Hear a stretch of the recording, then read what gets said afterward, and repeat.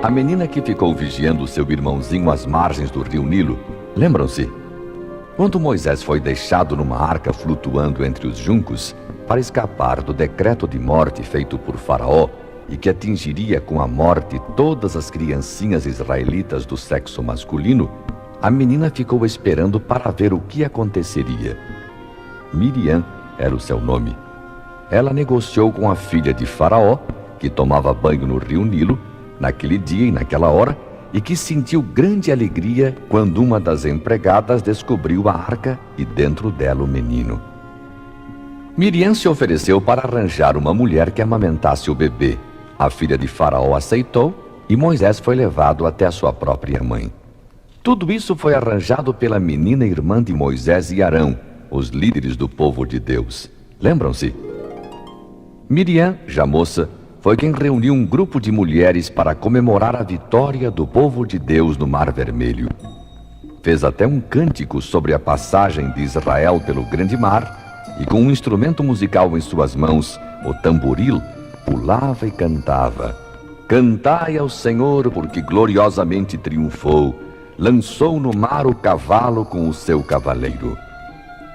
Assim foi que Miriam dirigiu as mulheres de Israel no louvor pelo milagre do livramento. Depois disso, ela ficou conhecida como profetisa, uma pessoa que sabe antes o que vai acontecer depois.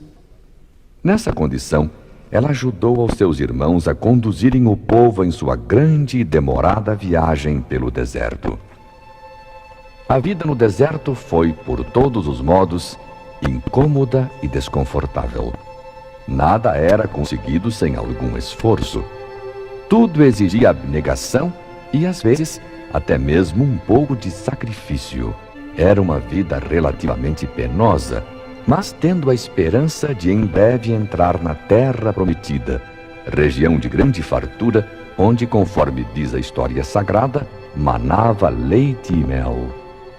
Esta expressão significava a abundância de alimentos gostosos e saudáveis em ambiente de paz. Apesar dessa confortadora esperança de chegar logo a Canaã, esse era o nome da terra prometida a Israel, o povo muitas vezes foi achado murmurando, queixando-se e querendo voltar atrás em direção à terra do Egito, onde tinham sido escravos. As reclamações dos israelitas eram contra a liderança, principalmente Moisés. Foi ele desacatado, xingado e ofendido muitas vezes. Deus o tinha posto como guia e representante seu para liderar o povo. O Senhor deixou bem claro que Moisés tinha superioridade perante os demais chefes de Israel. Com estes, Deus podia falar em sonhos e visões, mas com Moisés, face a face. Arão e Miriam receberam algumas mensagens de Deus, mas Moisés tinha posição de destaque em relação a eles. Qual seria então o problema? Miriam praticamente salvou a vida do irmão recém-nascido. Arão o acompanhara na sua difícil missão de tirar o povo do Egito e agora na viagem à terra de Canaã.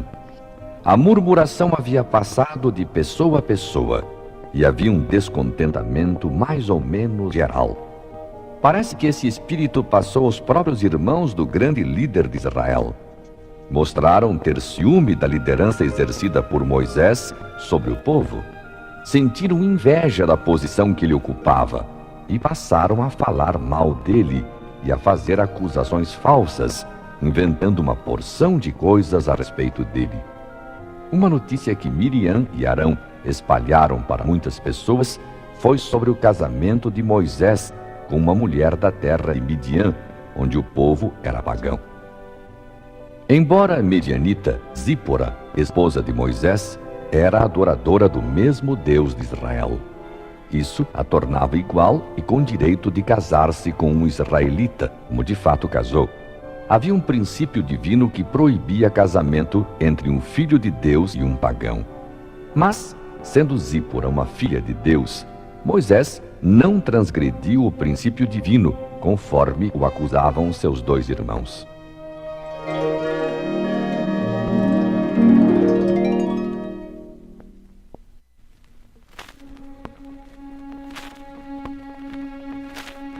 Deus pode permitir que seus servos sejam acusados injustamente e só mais tarde seja vingado.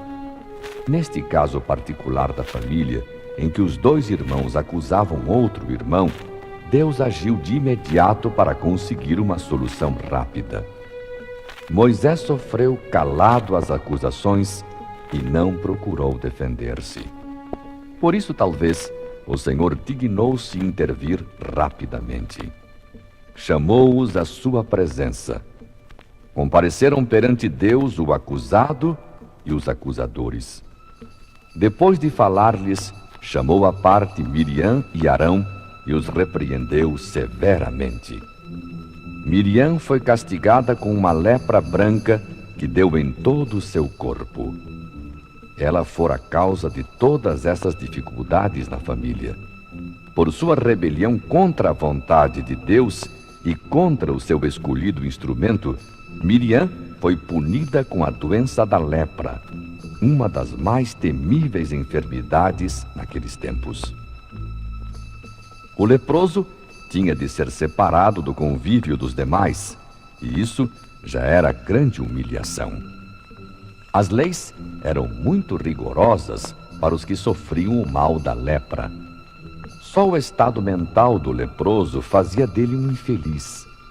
Partes de seu corpo começavam a amolecer e, em estado adiantado da doença, partes afetadas começavam a cair. Era terrível.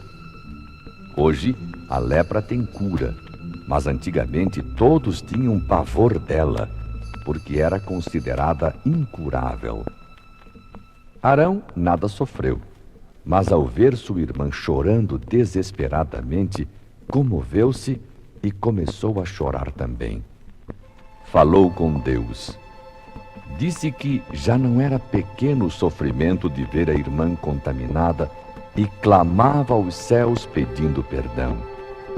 Sim, para ele e para ela. A confissão do pecado que cometeu mostra que Arão verdadeiramente se arrependeu.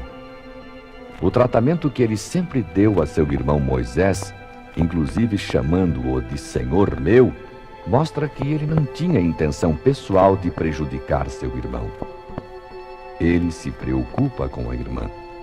Sabe que pode considerá-la uma pessoa morta. Com esta preocupação e muito amor no coração por ela, vai a Moisés e expõe a sua justa preocupação. Pede que o ajude a orar a Deus, pedindo a cura de Miriam. Moisés pacientemente ouve e aceita suas ponderações. Sem qualquer objeção ou protesto, intercede pela irmã.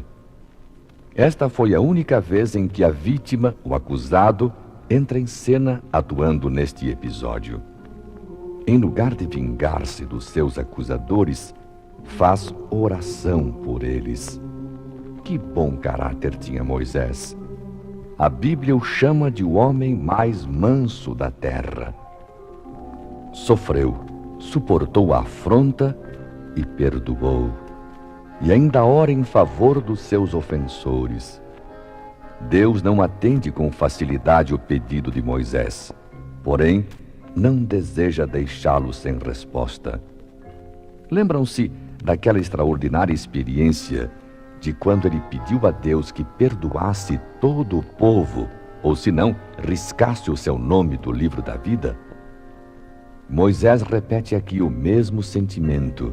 A mesma atitude daquela outra ocasião revela o bom caráter que é. De joelhos, pede a Deus que cure sua irmã Miriam. Ele a curou. Mas para que se cumprisse a lei e para que Miriam sentisse a disciplina, deveria afastar-se do acampamento durante 7 dias. Era uma semana fora do convívio de Israel. Era esse o tempo requerido por lei para a purificação da lepra. Além do mais, Miriam teria tempo suficiente para pensar e refletir sobre seu erro. Foi assim que Deus acabou por livrar o acampamento daquela perigosa rebelião contra a autoridade de Moisés. Miriam voltou depois ao acampamento Foi bem recebida e a família continuou unida. Às vezes, é necessário Deus repreender e castigar aqueles que Ele tanto ama. Ele quer que todos sejam salvos, e quando algum de seus filhos age de maneira incorreta, Ele o busca e o atrai com amor. Para uns, o chamado de Deus numa voz suave e doce é o bastante. Para outros, no entanto, é preciso uma ação mais firme, decidida da parte de Deus. E é nesse sentido, só para o nosso bem, só para nos salvar, que Deus às vezes nos castiga, porque nos ama.